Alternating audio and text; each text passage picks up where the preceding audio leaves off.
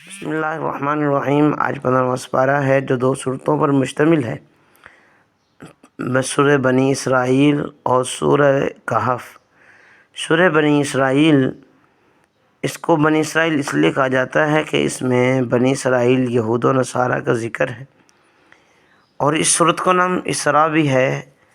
اسراء کا معنی ہے سیر کرنا، تو اس میں حضور صلی اللہ علیہ وسلم کے واقعہ معراج کا ذکر ہے۔ حضور صلی اللہ علیہ وسلم کو مکہ سے مسجد اقصی تک پہنچایا گیا رات کے تھوڑے سے حصے میں، اسے کہتے ہیں اسراء۔ پھر وہاں سے لے کے عرش معلیٰ تک گئے ہیں، اسے کہتے ہیں معراج۔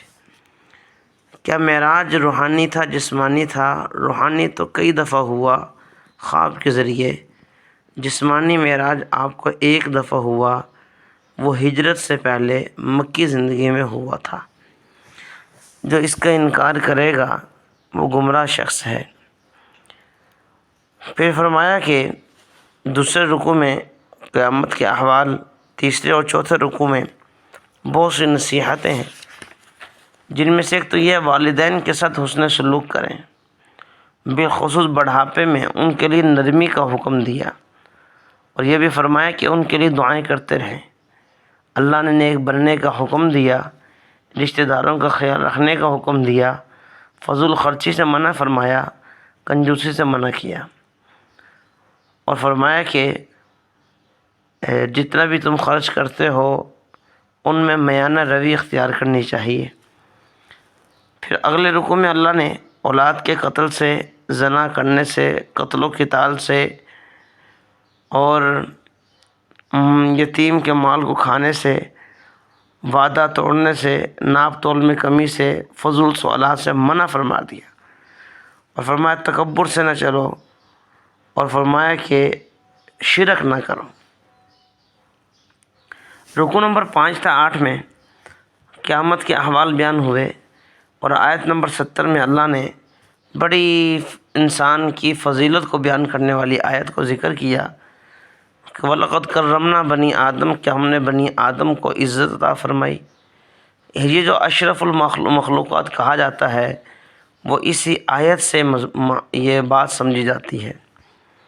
رکوع نمبر 5 میں 5 نمازوں کا حکم دیا، بالخصوص نماز فجر کا، اور نماز فجر کو قرآن کے ساتھ جوڑ دیا۔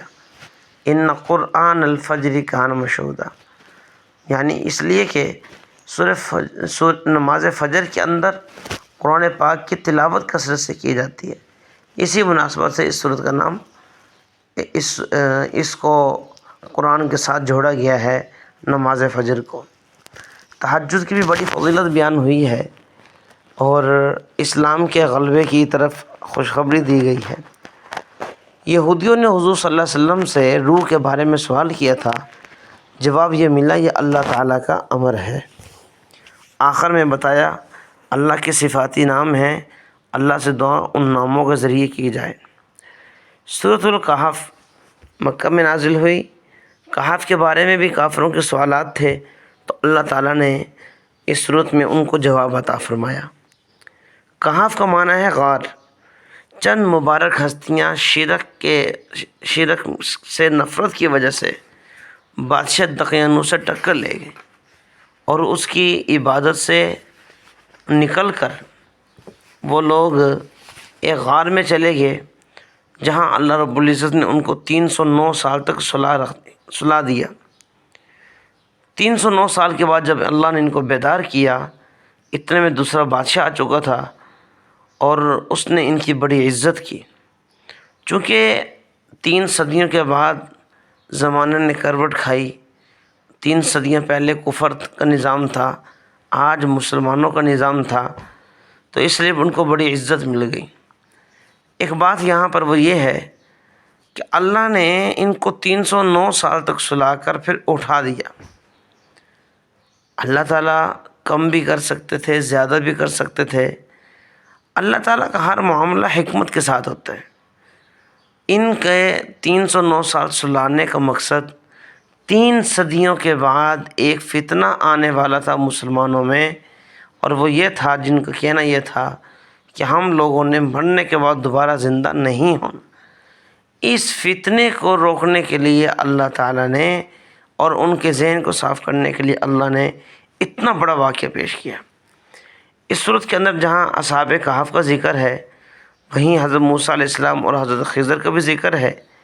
موسیٰ علیہ السلام سے اتنی بات نکل آئی زبان سے کہ میں اس امت کا سب سے بڑا عالم ہوں، اللہ کو یہ انداز پسند نہیں آیا، فرمایا جاؤ خضر سے جا کے بات چیت سیکھو، علم سیکھو ان سے۔ اور اس کے بعد ذوالقرنین کا ذکر ہے۔ یہ ذوالقرنین ایک نیک بادشاہ تھے جنہوں نے پوری دنیا پہ حکومت کی۔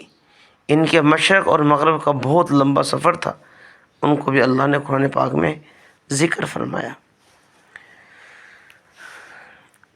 اس صورت کے آخر میں اللہ تعالیٰ نے بدعت کی برائی کو بیان فرمایا کہ بدعتی شخص جو عمل کر رہا ہے وہ اپنے گمان میں یہ سمجھتا ہے کہ میرا عمل بڑا کام کا ہے، حالانکہ وہ سارا عمل ضائع ہے۔